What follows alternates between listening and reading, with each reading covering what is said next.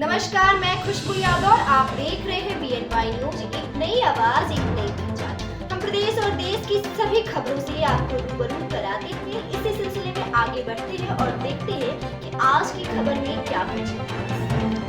कोटा चुनाव प्रक्रिया में रविकेश गौतम ने बड़ी जीत हासिल की। आपको बता दें, देवरिया जनपद के गौरी बाजार ब्लॉक क्षेत्र के अंतर्गत ग्राम सभा पिपराधनी में मंगलवार को कोटा चुनाव प्रक्रिया का आयोजन किया गया, जिसमें गांव के समस्त जनता जनार्दन ने पंचायत भवन पर चुनाव प्रक्रिया में भाग लिया।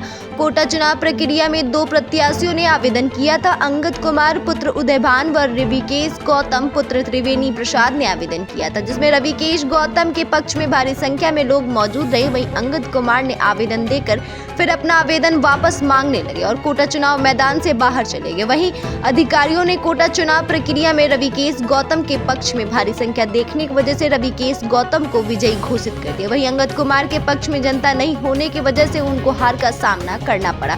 कोटा चुनाव को सुचारू रूप से संपन्न कराने के लिए गौरी बाजार थाना की पुलिस मौके पर मौजूद रही। इस मौके पर ADO panchayat Harendra Singh, joint BDO Pannelal Yadav, ग्राम विकास अधिकारी विष्णु प्रताप सिंह, सहायक विकास अधिकारी महिला पुष्पा, ग्राम प्रधान संतोष कुमार, कालीचरण यादव, प्रिंस यादव आदि लोग मौजूद रहे। BNY न्यूज के लिए देवरिया से मोइन खान की रिपोर्ट।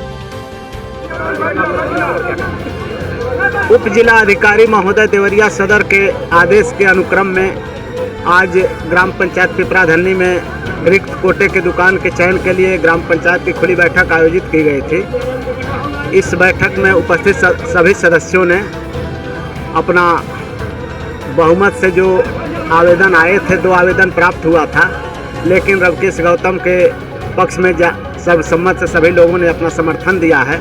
इस आधार पर रविकेश गौतम का चयन किया गया है ग्राम पंचायत के सम्मानित ग्रामवासियों द्वारा। ऐसी तमाम और खबरों से हम आपको रूबरू कराते रहेंगे। तब तक के लिए हमारे साथ